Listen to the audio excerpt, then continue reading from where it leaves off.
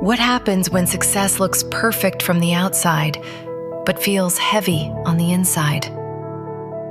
You have the title, the revenue, the recognition, the home, the respect. But somewhere within, there is still anxiety, still pressure, still a quiet voice asking, why does this still feel so heavy? Welcome back to Beyond the Battlefield, the podcast where we explore modern leadership through the timeless wisdom of the Bhagavad Gita. Arjuna was not weak. He was not inexperienced. He was not an ordinary man. He was skilled, disciplined, respected, and undefeated. And yet, on the battlefield of Kurukshetra, something inside him collapsed. He dropped his bow. He lost clarity, and he said, I cannot fight. And that moment is not just ancient history. It is happening today in boardrooms, startups, leadership teams, and inside high-performing executives who look successful outside, but feel exhausted, anxious, and stuck inside. Today, we explore that invisible battlefield, the one created by subconscious patterns, old identities, fear, control, and the belief that success must always feel hard. And joining us is Curtis McCullom. Curtis McCullom helps CEOs, founders, and entrepreneurs uncover the hidden blind spots that have silently shaped their decisions since childhood. He is a certified clinical hypnotherapist, NLP practitioner, mental emotional release practitioner, and the creator of the LGET Mindset framework. Learn, grow, expand, transform. And today, we ask a very important question. What if your next level is not something you need to chase, but something already within you, waiting to be unlocked? Curtis, welcome to Beyond the Battlefield. So before we begin, I was really excited to going through your LGET model. And when I was looking at more detail about the model, it was resonating very well what I and used to talk on Beyond the Battlefield. So you talk about learn, but learn what is beneath in mind, what are the patterns, what are the habits driving your behavior, not learning new thing, right? You're talking about growing, but growing by living something which you don't need, correct? And then you're talking about expanding, is expanding the vision, clarity, not expanding your area of working kind of thing, right? And then transformation, you are talking about, it should be part of your life. It should be, it's not something which is you will transform once and you will sustain. Transformation should be part of your life. And that's what I have also learned, and a lot of people in the world have learned from Bhagavad Gita, a 5,000 years old scripture. And that always excites me about all of those things. This is very radical. People say learn, they want to learn new things. What we are going to talk about is that learn what patterns and habits are driving your behaviors, subtle things which is inside, which you don't know. Absolutely. Correct? Absolutely. Yeah. And the whole idea about learning is that every experience that we have an opportunity to get something from it. And usually one of the challenges that most have, they don't get that learning. And the subconscious mind loves learnings. It loves the fact that, hey, this is what you got from that. And now you can actually grow from it versus, you're going to want to learn new things, but we're talking about actually human behavior. What is it that actually drives them, or what is it that's preventing them from actually moving to their next level? So what I was saying that in Bhagavad Gita, Arjuna was not an ordinary man. He has never failed in life. He was highly skilled, respected, disciplined, and successful as well. However, internally, he collapsed under that pressure in the battlefield and decided he will not fight. So today, many executives and founders experience something similar. Outwardly, they look successful, but inwardly, they are exhausted, anxious, and sometimes stuck as well. So Curtis, you spend years performing at top level in corporate leadership before moving into this deep inner transformation work. So what was the moment when you realized that external success does not automatically create inner freedom? And one more thing, that and what was happening internally that most people around you probably could not see inside you? Well, I think one of the biggest moments I can remember, a moment when I was doing my job and I'm doing it extremely well. And it, from the outside, it looked like it was easy. And I remember my wife coming to me and says, "Oh my God, we were doing over $1 million in revenues for the company. And I was working hard, 30, 40, 50, 60 hours a week and just making things happen." And she came to me and says, "Oh my God, Curtis, this is so easy for you." And I looked at her and I says, "This is not easy. This is very difficult. It's heavy. It's really hard to continue to do this."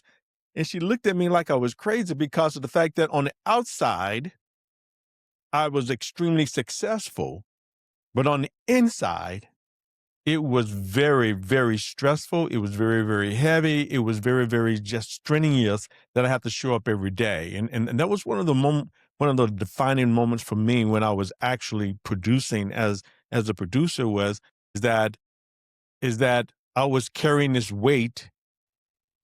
And I didn't really realize what it was. I really didn't until I did some more work on myself.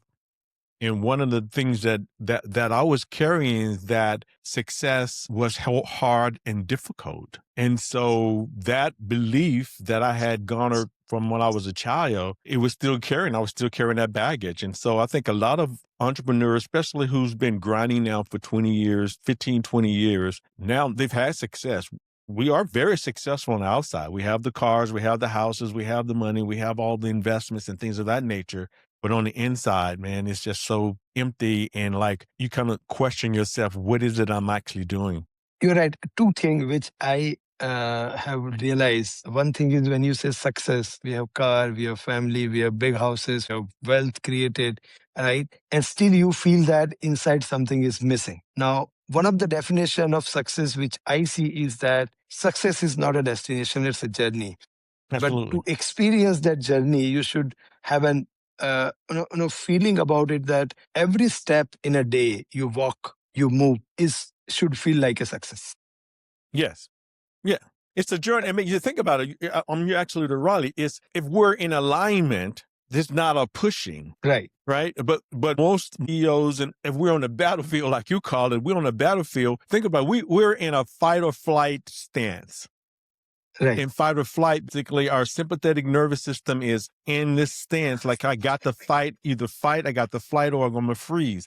And so our nervous system is all out of whack because that's what we're feeling. The difference is in our parasympathetic nervous system is activated. We're calm. We can think. That means we don't have to continue to push to get what we want. We're in alignment with the universe. We're in alignment with what actually goes on. And so it's not that we're not working hard, but we're working smarter. We're allowing our mind now to help us operate our nervous system so that we stay balanced versus out of balance. Right. And the second point, what I was trying to say, that inner alignment versus outer success. And that's where the problem comes up, because what I'm doing externally may not fitting my real nature inside. And Okay.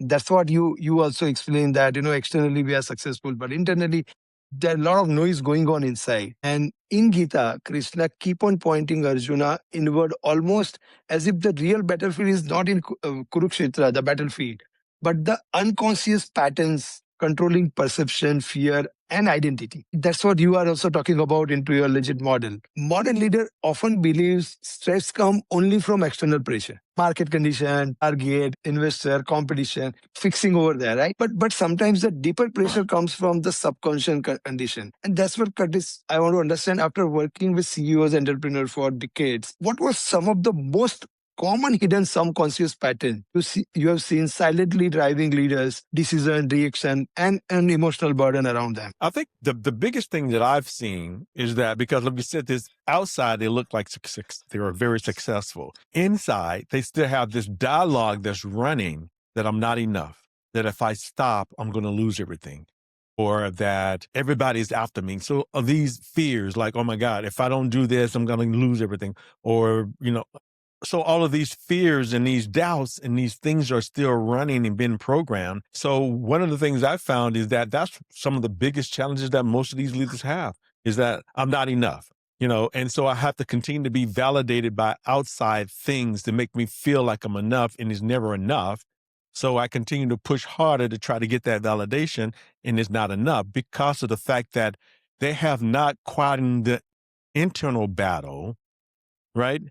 And when you look at the subconscious, 5% of our behavior is conscious, which is only 5%. So the 95% that they never stop to work on, that's the part that we actually deal with. Because if we can change that internal battle, the 95%, then they align with their conscious goals and objectives. That's when things become extremely easy. So usually is I'm not enough. I'm not, even though people continue to tell them they are, they feel like they're not. Yeah. And in that internal battle, the patterns and habits, I would say mainly patterns are driving habits. And those patterns, for an example, if something bad has happened with me in past, I will always have a fear that that thing will keep on continuing. It may happen, right? And the other fear is something good has happened. I will have a fear what will next time the good thing will not happen. Yeah. Right. Yeah. Well, basically, and that's the part of we just talked about. That's part of the belief patterns, right? Right. It's like, and so this is the crazy thing about the subconscious mind is that it moved towards our dominant thought, right? And so even though we're thinking positive, that we want to not. This is what I'm saying. We don't want to not fail, right? So the conscious mind, instead of saying you want to succeed, you want to not fail. So it looks for all the ways and means for you to fail. So it's a very powerful mindset and computer that we have, that it works for our good or bad based on how we actually program it. And like you said before, if we failed in the past, that means that failure is now it's on a cellular level. It's not just mental, but it's like into our being. Correct. And so we'll easily gravitate back to that, even though we don't want to. If we don't understand how it works, we'll continue to kind of gravitate back to that old self-thought and those doubts. Yeah. And then one thing what we have done is that we have confused ourselves between success and fame. Many times people feel that if I am a famous, glamorous, or I have more followers, more likes, I'm successful. While what I believe, and I learned from Gita and people like you, that if I'm hitting gym every day, that's a success. It's not necessarily what I'm doing inside, whether I'm gaining or losing weight or I'm building my strength. But if I'm reaching to gym, it's a success. Every day I show up in the morning, it's a success. And that's what the inner change I think we should bring in ourselves. And that's what your model is helping people a lot. Yeah, basically, you think about, because for me, one of the affirmations I continue to tell myself, just being authentically Curtis, just being me. So my thing is, I'm looking for individuals who are looking for me, and being authentically me is more than enough. So if I'm for you, fine. If I'm not, I'm okay with it. And I can let that go. I'm not chasing. I don't like to spam anybody. I don't like to continue to, because you're not for me. I'm looking for people who are like, hey, look, I'm in this state. I'm being created this battle. I can't get out. I've reached this level of success, and I keep pushing and pushing and pushing. I try strategies. I tried mindsets. I tried life coaching. I've tried all these other different things. Curtis, can you help me? Yes. And that's kind of where they are. These guys who come to work with me is like, they've tried all this stuff. They tried all the strategies. They tried all the other things that didn't work, because they still keep coming back to the same place they've always been, because that the internal battle has not been settled yet. They keep working. It's like external stuff to try to make it work, and it doesn't usually work. And this is exactly the point where the learning of or teaching of Krishna starts in Bhagavad Gita. Exactly same point where Arjuna said that I can't fight. I'm surrendering yourself to you. Please help. And that's one of the leadership lessons I have learned, that don't teach anyone who is not ready. Well, you can't. Well, you think about it. You can't. I mean, if they're not ready, they're not ready. It's like, and then sometimes, some individuals try to force you to be that. It's like, okay, you can force. I tell people all the time, when I tell people, this is what I tell them. I says, look, when you come to work for me or work with me, It's like, you got to be ready. And if you tell me I'm a 3 or 4, I'm like, you know what? I don't like to work with 3 or 4s. I tell them, this is what I tell them. I don't want to mess with my track record because of the fact that you're not going to do what you need to do. You have to be willing to do whatever it takes to get to the next level. And the biggest thing that these individuals have to be willing to do is drop that old identity. Right. That old identity is no longer serving you. Now we have to create a new identity that now transforms your life to another level. You know, Right. I one of the things I call it the universal capacity principle, and it's taken from the New Testament scripture in Ephesians 3:20. He says, he or God is universe is able to do immeasurably more than we ask or think according to the power that works within us. So basically, we have this universal power that works within us, but our capacity, we don't have the capacity anymore because our backpacks are full of stuff. These old beliefs, Right. these old identities. Until we can empty that backpack, we can't expand to have immeasurably more because of the fact that we still have too much junk we're carrying. This old identity, these old fears, these old doubts, these old just the identities, period. That's one of the challenges that these guys have. Right. And that's where one of the symbolic thing in this situation in Gita, where Arjun puts down his weapons and said, help. Right. Now, putting down the weapon is symbolism that this ammunition is for battle outside. I know he understood that it's not going to help me out. I need something else, which he doesn't know. And the way you explained it last time, we were talking about another metaphor is a water tank, which is full of water. Right. And you don't get water in the tap, you keep on refilling the water tank, it is overflowing, but still water is not there. You're not cleaning the pipe, right? So that's what the inner habits pattern, and these patterns and habits are built for years. And we in Bhagavad Gita says there is not for this lifetime, maybe the previous lifetime. And you need to come out of it, and that's where meditation, detachment, and many things comes up. Now, one of the most misunderstood teaching of Bhagavad Gita is detachment. Now that came into my mind, so I just want to discuss that. That whenever people hear detachment, and they think that this means becoming emotionally disconnected, passive, less ambitious. But Krishna asks Arjuna stay fully engaged. Arjun wants to run away from the battle, and Krishna says, no, you have to fight the battle, but not in the state what you are in, the state which you have to be. So he's saying that you have to get engaged while fully becoming inwardly free. Yes. Well, basically, it's like you said, but it's not a detachment. I mean, it's like it's almost a releasing of what that you feel like you have to do, right? It's like, for me, one of the things I do daily is when I'm doing my meditation, I then see, sense, and feel who I want to become, but then I detach from it by releasing it, right? It's out in the universe, and allow the universe now to realign the things that I need to be doing on a daily basis in order for me to accomplish it. It's not that I don't work. I mean, I got up early this morning. I worked out. I did some meditation. I prepared for this podcast. I'm preparing for another meeting after this meeting. I'm doing things, but it's not a push.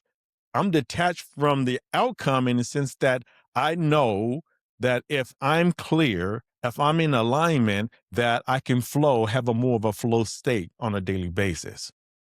But practically, see, what happens is in today's world, you are always being measured, and you are there to drive outcomes, grow your company, grow your business. Right. So practically, how can a leader remain deeply committed without becoming emotionally trapped by those outcomes? Well, I think number one is understanding who they are, right? I mean, like we said before, in order to increase capacity, we have to let go of our old identity. And part of that old identity is I got to push. No, you don't have to push.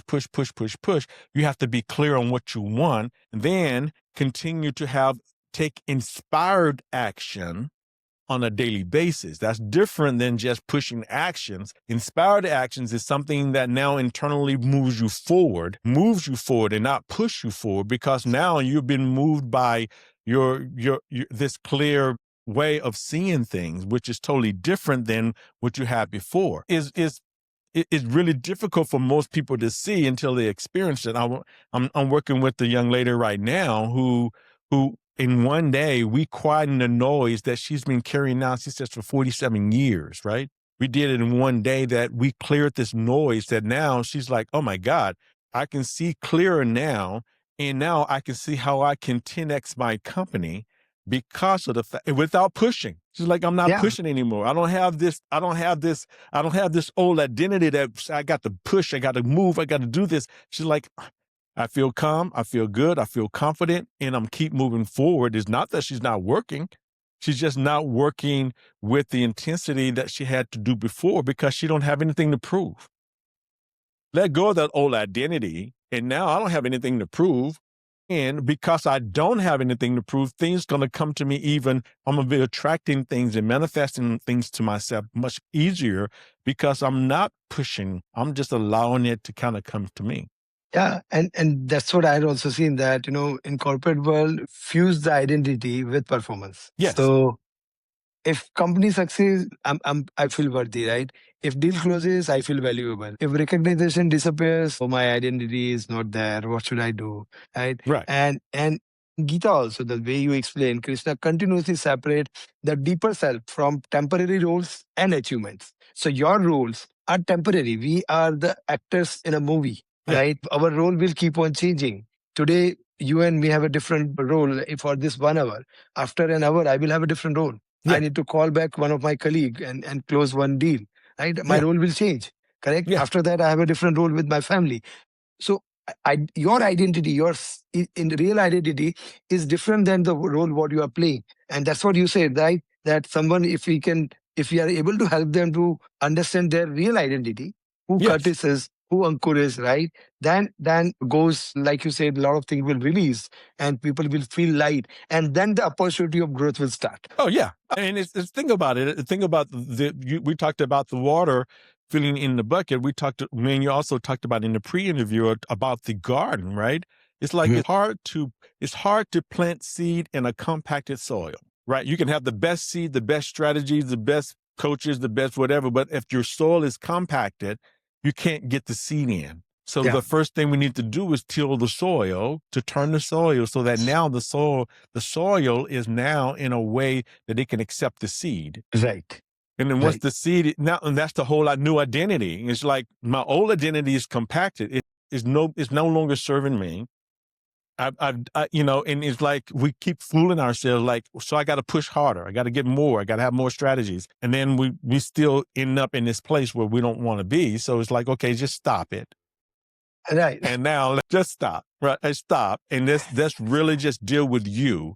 Because once you get this new identity of who you truly are and authentically be that being, and that's what I was working with one of my clients, is that who do you want to become? Not what do you want to do, who do you want to become? And so we have created this North Star for them based on their new core values, that now this is who I'm going to. So regardless of what's happening in my life, my core value said, this is who I want to become. I want to become authentic. I want to become someone that people can depend on. I want to become, this is who I want to become. So regardless of what the goals are, this is who I'm becoming. And guess what? It's always moving. It's a North Star. You never reach it.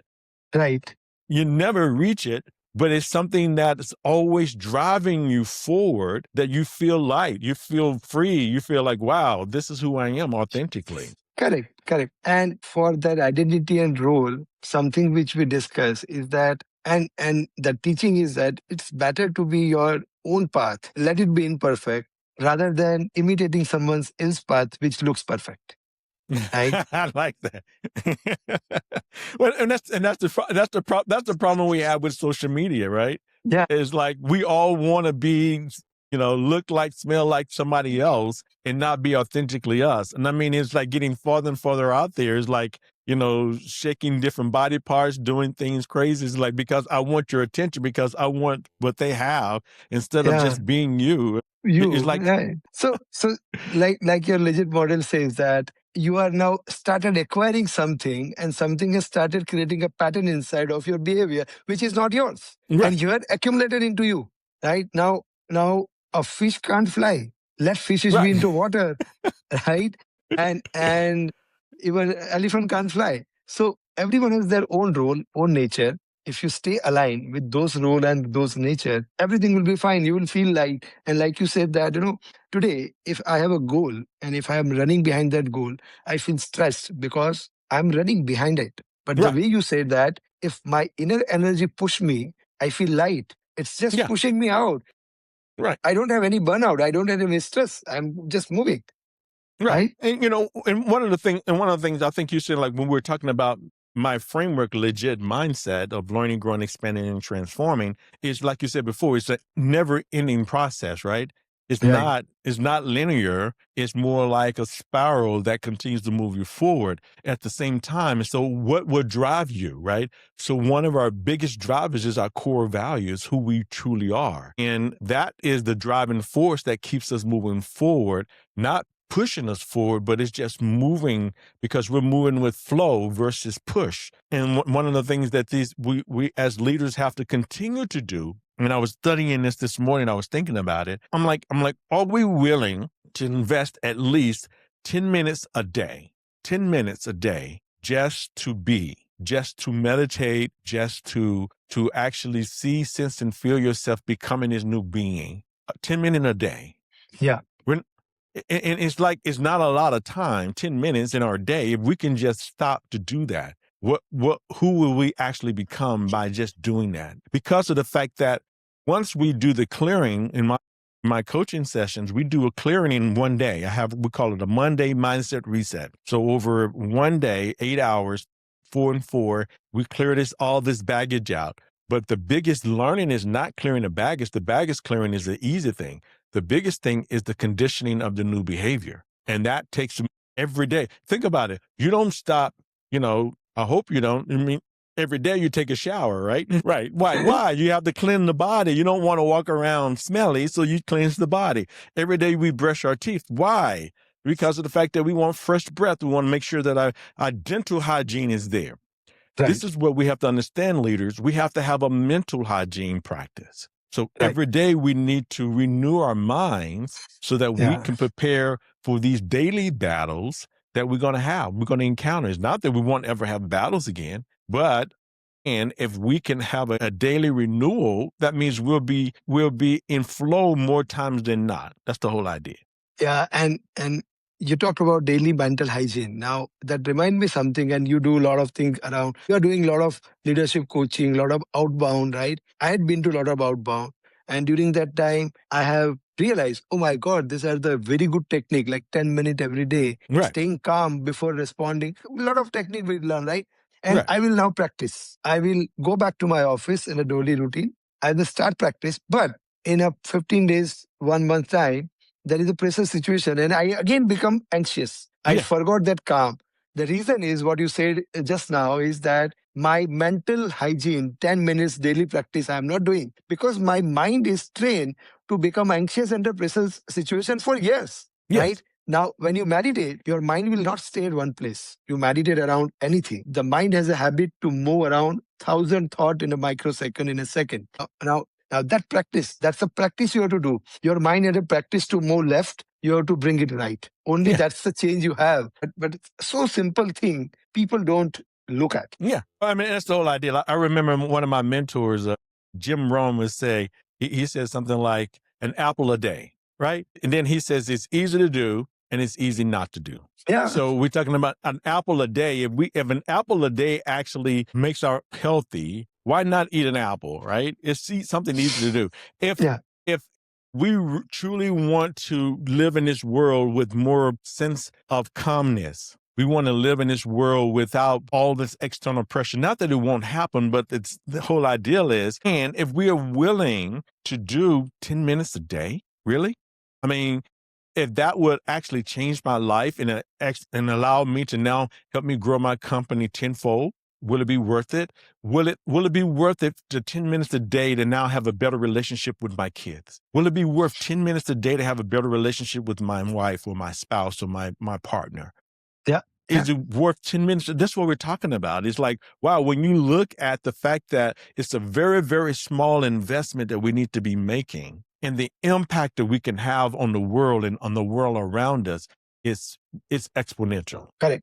I practice this thing every day, or most of the time. Like today, when I have to come for this recording, I had a very exhaustive day. Not a day, afternoon and evening as well, because I was on the call till just 1 hour before this. Right? Right. I had to have my dinner. I have to prepare. I have to come here. Those 15 minutes of meditation or break has changed everything. Not only my mental but physical stress as well, and Yes. that is very powerful. What you are saying is very powerful. People may not recognize. One thing which we discuss, and you also talked about that, the identity, the nature, the composition, whatever you learn, get into yourself, right? So Yes. what we talk about is, we talk about a very practical science, which was spoken 5,000 years ago. Everyone, you, me, everything around us is built of material nature. And material Yes. nature is basically three things: goodness, passion, and dumbness, or maybe ignorance. I'll say it's ignorance, right? You, me, everyone is a composition of that, and that composition keep on changing some point of time. And we can practically think around that. Have we ever thought of going to casino early morning, or have we thought of having a glass of beer 6 o'clock in the morning? 99% people will not do that, other than those who have a habit. So I'll not say 100%, but 99% of people will not do that. Right. The reason it will it is like that is, during that time we call it a sattvic phase, or a phase of a goodness. Right. Morning 4 to 8. As soon as 8 o'clock clocks, you will become passionate and start doing your daily activity with a very good energy. After Yes. 7, always we like to party, and that's where the phase of ignorance comes up. Right now, that's where, what time you should do a critical decisions in your life. That's also important, right? Right. And if we are taking decision that we are fully exhausted, I'm sure the decision will not be right. And many leaders take a call. Okay, let's call a day. We'll talk tomorrow morning. They Right. know what they have to call, they have to decide, but they will announce the next day morning, because a lot of things change. Your energy change, the way you think will change. Decision may not change, but the way you communicate will change. Now, one thing which I have learned, and I just wanted to understand from you, that many leaders are trained today to suppress emotion in the name of professionalism. Oh boy. Wow. They become efficient externally, but internally disconnected. And Gita also, Krishna has never tell Arjuna to suppress his emotion. Yes. Rather, he has helped him to see them clearly. Now, from your experience in hypnotherapy and emotional release of work, what happens when leaders keep suppressing those fear, grief, insecurity, anger for years? And how does Wow. that eventually affect leadership presence and Oh my relationship God. as well? Well, basically, this is detrimental to the whole nervous system. Think about it like this: a feeling is just an emotion that wants to communicate with us and leave. Right. So it's natural for us to feel sadness. It's natural for us to feel some guilt, or here's what I'm saying: feel some guilt, feel some sadness, and feel some fear. That's feeling that we just need to release. When we don't release it, the subconscious mind says, "Hey, I'm here. I'm trying to get your attention." And so then we've realized my back is hurting. Why is my back hurting? Because I'm here. I'm trying to tell you that I'm hurting. Then your stomach starts to ache, right? Why is my stomach aching? Because you haven't dealt with this feeling, this emotion that needs to be released. It just wants to communicate with you and leave. And what I tell leaders is this: it's okay not to be okay, but it's not okay to pretend that you're okay and you're not. Yeah. So it's like the biggest thing that a person can actually do is acknowledge whatever that they're feeling. It's okay. It doesn't diminish who you are as a leader. It makes you stronger as a leader, because people know that you're an authentic being. You're a human being. And so it's okay to feel fear. And so one of the things I teach my clients and I teach individuals, number one, is acknowledge it. Now, this is the big one here. Don't identify with it.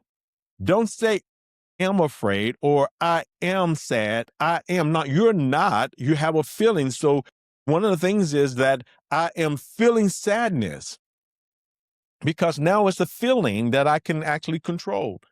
Then I tell them just now, do some deep breathing, some diaphragmatic breaths, The reason for the breathing is because the breathing puts the body back into its perfect system for healing. The parasympathetic nervous system is activated. Now I can think. My body goes into this healing mode. Then now I can release the energy. This is the big one. Then ask yourself, what is it I need to do? What is it I need to learn? How can I now move from this? And allow your higher self now to communicate with you, because it's so important. Because what happens is just one learning. It wants you to learn something. And in order to release it, you have to acknowledge it. One of the other scriptures that I love in the New Testament scriptures, it says, confess your faults one to another that you may be healed. So the healing is in the acknowledgement. And you may not want to acknowledge to everybody. You don't want to maybe blast it to all your employees, but you need someone that you can be totally honest with so that you can release this negative energy. Because by holding it in, that's why people get cancer. That's why people get illnesses and diseases, is because of the fact that they have not released these old emotions that are now dragging them down. They have heart problems, cancer, they have all these other diseases because of that. You have to release it. You have to let it go, because it's not the perfect blueprint for health is that I want to serve you and I'm trying to get rid of it. And you keep saying, no, I don't want the people to know that I'm sad. I don't want people to know that I'm afraid. I don't want the people to know that I'm feeling these feelings. It's okay. Right. And one of the things you said that I'm not sad, I'm feeling sadness. That's the Yes. difference between self-awareness and self-realization. Yes. Right. And for this, the way you said and very well explained, I think it's fully clear to me what you are trying to communicate. And this remind me something which is very well woven into Indian system. I was not knowing for years, but slowly I started realizing the festivals, the way festival has been defined, like others or maybe other part of the world, we don't have a big festival once in a year. We have festivals almost alternate month. Only summer we don't have. The reason I created one episode as well in a different channel called India Unwritten, where the episode was beyond rhythm. The rhythm was set in a way that from harvest to end of the year, you go through all the emotions and you have option to release them. And that's where you don't accumulate those, because you have Yes. grief, you have ignorance, you have a lot of things, you have losses. You lose a lot of things, a lot of people, many things you do, right? So, and one thing when you must have observed, and when you have traveled to India or when you travel in India in future, after festival, people don't feel exhausted; they feel lighter. Well, because Right. because they have released that which no longer serves Released. them. Right. And when today we go for vacation, we feel exhausted. That's the difference between regular releasing. That's what you said. I release on a periodic basis. Don't accumulate. Yeah. Oh no, accumulate. That's the whole idea. And one of the things that we've been practicing now with is there's a practice called Ho'oponopono from Hawaii, where basically every day, if a doubt comes within my nervous system, and so what I do is still allow myself to be embodied with this great light of love from the universe, right? I surround myself, I see it and I feel it, so that now that I have this love, this impenetrable love that's just surrounding me. And then I just tell myself to let it go. I says, thank you, I love you, and let it go. Yeah. You know, I see you. I mean, so it's like, number one, I thank you for giving me the lessons that I need to learn. Correct. I love you, love myself. I love even the fact that this feeling or emotion is being presented to me. And thank you. And so Correct. now I give it gratitude, because gratitude and anxiety and gratitude can't exist in the same being. So by thanking it, by having gratitude for it, it just helps it release it. And then, I mean, immediately when I do that practice, that takes less than 5 minutes, immediately, even if someone crosses me, right? It's like, number one, I don't know what's going on in their world. And sometimes we don't even have empathy for people to really, and we take all these emotions and feelings and stuff. So every day we need a moment where we do some type of cleansing, so that we're not accumulating these feelings and these emotions that now is landing in our bodies. I have a person that I know is that their back is literally like this. It's meaning like humped over because of the weight that they're carrying of their business. They're like, they have not released it, and they go get injections and shots and all these things. I don't care how many shots you get. I don't care how many injections you get, until you release that which no longer serves you, you're going to be having a lot of pain. Got to release it. You got to let it go. You're right. And that is where, the modern leadership culture is also impacting us. Here, control is always glorified. And in Bhagavad Gita, Krishna repeatedly reminds us that uncertainty is built into your life, what you are going to control, right? And many leaders intellectually understand uncertainty, but emotionally they resist. Like you just talked about that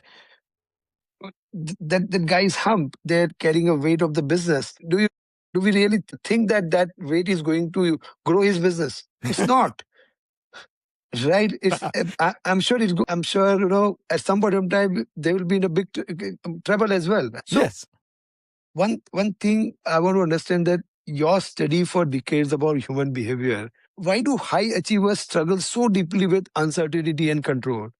And what shift internally when someone learns to lead without trying to control every outcome? I think one of it is that, I know here in the U.S., is that's a sign of strength, control, right? If I lead with a heavy hand, that's a sign of strength. Well, not really, because you can get more out of people when you generally communicate with them and allow them to be beings and allow them to be open. That means you're open to more opportunities. And so one of the things is by releasing that identity. We talked about that earlier. It's all about identity. It's like one of the things I ask my client is that, are you willing to do whatever it takes to get what you want? And one of the big things that you have to get rid of or let go is your identity, your old identity. So we carry this old identity that says we have to have control. But control, you can still be in control, but you don't have to exert control. Yeah.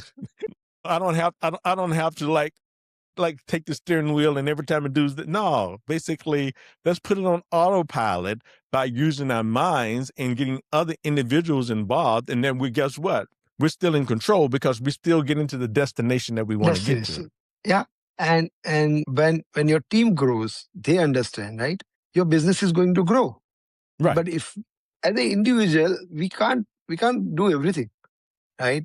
We have expertise on something, and that's what, we have talked about identity. I talked about path. That's what we also talk about, that do what you are good into. Yeah. Stick to your own nature, your own identity. If I'm a good painter, I should not try to become a musician. Yeah. I should keep on doing more and more painting, and I'm sure I can do much, much better than any musician who is doing imitating them, right? Now, one thing in modern leadership, again, that culture focus more on optimization, a better productivity, better system. And here in Bhagavad Gita, we talk a lot of radical thing, that we point towards something very deeper, transformation of consciousness itself. Now, one of the discussion earlier you talked about, and today also you talked about, that a lot of things is around the universe. You are not allowing them get into yourself, right? Yeah. And while you spend a lot of time with people releasing and limiting their inner pattern, right? What is the difference between simply improving that performance versus genuinely transforming? Well, because performance usually is conscious. Performance is usually driven by the conscious mind. That means that's the 5% of our behavior. That's the willpower that's driving this behavior. That's exhausting. Totally exhausting. The transformation comes from the inside. Now, my subconscious, my true new beliefs is driving the behavior. My new beliefs are driving the behavior. That's 95% of who I am. That means now I'm in flow more than I'm not. So the whole ideal is, do I want this 5% of behavior that I'm pushing, have my willpower because I wanted to make it work, or do I want my total being be in alignment where now it just happens? It happens because now everything is in alignment who I am. My new beliefs, my new values, my new identity is now in alignment with my goals, which now I'm transformed. That means I don't have to push. I just have to be. I just have to be me. I have to be authentically who I am, and things will happen so much easier. Yeah. And something which we talk about universe, and as a human, we like in this battlefield, the warrior doesn't want to fight, he's not moving. And the coach who is helping him to get rid of all of those noise inside him and fight freely. Right. So one thing we talk about is, and very well explain, that between warrior and war or an enemy, what should remain, right? And when you get into extreme of, I would not say extreme, but at the peak of war, only war remains. Now, neither warrior nor an enemy remains. For Right. example, between you and me, or I keep on giving one of the example is when you are in a concert, a singer who is singing and a listener who is listening. But when the concert goes at the peak, the singer doesn't remember himself. What he remembers is only that music, that song. Even the Right. listener doesn't remain, right? So we talk about non-duality, not oneness. Oneness is someone, any one of one will go off. Non-duality is neither you will be there nor I will be there. Only the conversation between us will be there. Right. And that's where universe also play a bigger role. And last time we had talked about sun rises every day. It doesn't ask for how much gigawatt energy you have consumed, right? It will come up every day. But Right. think of a situation, and that's where the next thing which always hurt people is ego. And I keep on saying that tomorrow sun is not going to rise. What will happen, right? In 8 minutes, the energy will start depleting in the earth, and some point of time no one us will be there. So when Right. every day morning we wake up because sun is coming in, what's the Yes. ego we are carrying? But ego plays a very important role in the leadership. Now, multiple theory we have talked about that building ego is right, but one thing which I have learned and help us to understand that why building ego is right, but dissolving is much better than that. Well, I think ego isn't it's important. It has an important part to who we are. That's who we are, right? Is that we have this being that still wants to be, but it's not like that's not my identity. That's the difference, right? It's not that's not who I am. It's like, okay, that's a part of me that now helps me become a better version of myself. So when we look at it not as the whole, but only as a part of who I am and who I'm becoming, that's totally different than this egotistical person who's trying to. Once again, we talked about driving versus being, and we're talking about now becoming more of a being individual, a human being instead of a human doing. And so that would be the difference in this ego type of situation. Correct. And last thing before we sign off, in Beyond the Battlefield, we have often explored that the greatest leaders are not necessarily those who control others, but those who understand themselves deeply. Now, Yes. Krishna's ultimate teaching to Arjuna was not dominance, but inner alignment. Now, your journey through the corporate leaders, subconscious transformation of work and human potential, and the studies around that. If we have to define in one line, what does the true inner mastery actually look like in everyday leadership? I think the human mind, what it looks like is that now I'm in alignment spiritually, emotionally, physically, this alignment being, meaning like everything that I'm doing flows from down, so like every part of me is now working in concert with each other versus against each other. So now I allow this flow of energy to come in with my spiritual being, my mental being, my emotional being, and my physical being. I think that's the key to it. Is like now we do an exercise where now we have your core values and then we help you define them based on all of those three, what life of mastery, spiritual, mental, emotional, and physical. When that's working together, then now you have created this North Star of your being. Right. A And clear direction. correct. And that finally remind me what you said, that spiritual, physical, and mental or intellectual. Not believe Bhagavad Gita is sectioned into that way. The first 6 chapter talks about karma yoga of physical actions. The second 6 chapter talks about intellectual, bringing it will blow your mind. The thought process will increase like anything. Right. And the last 6 chapter talks about spirituality. Like you rightly said, everyone, Gita says that everyone in the world has one path, and there is a way defined over there. And you explained very well in your last line that spiritual, mental, physical, anyone we can choose. Everyone cannot be intellectually well, but physically well. If you are not physically well, you are not intellectually well, don't worry. Just follow spirituality. Make yourself lighter. Right? So Yes. one learning I have, and I always like when I talk to you that don't carry the baggages. Yeah. Got to let go Don't of carry the the baggages. Become the baggages. Become lighter. You will grow. You will fly. Yes, absolutely.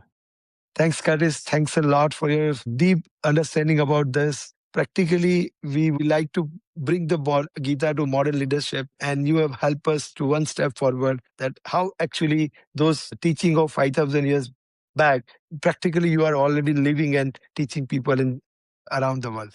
Thanks a lot. Thank you very much. Thank you for having me. It's been a pleasure, man. This has been a great conversation, and I love. I'm just beaming with the energy that you have, and I appreciate you, man. Thanks a lot. Thank you very much. Curtis, thank you so much for this deeply insightful conversation. Today's discussion reminded us of something modern leadership often forgets. The real battlefield is rarely outside. It is inside. It is the noise we carry, the identities we hold on to, the fears we suppress, the pressure to constantly prove ourselves. And perhaps true leadership does not begin by controlling everything outside, but by becoming deeply aligned within. In the Bhagavad Gita, Krishna never asked Arjuna to escape action. He asked him to transform the state from which action arises. And maybe that is the real shift every modern leader must make. From pushing to flowing. From proving to becoming. From carrying baggage to finally letting it go. Because success without inner freedom eventually feels empty. But alignment changes everything. Thank you for joining us on Beyond the Battlefield. If this conversation resonated with you, share it with someone who may be silently carrying their own inner battle. Like, subscribe, and follow the podcast for more conversations where ancient wisdom meets modern leadership. And we would love to hear your reflections. Write to us at beyondthebattlefield@outlook.in. And don't forget to check the GPT companion link in the description. Until next time, the battlefield was never outside. It was always within.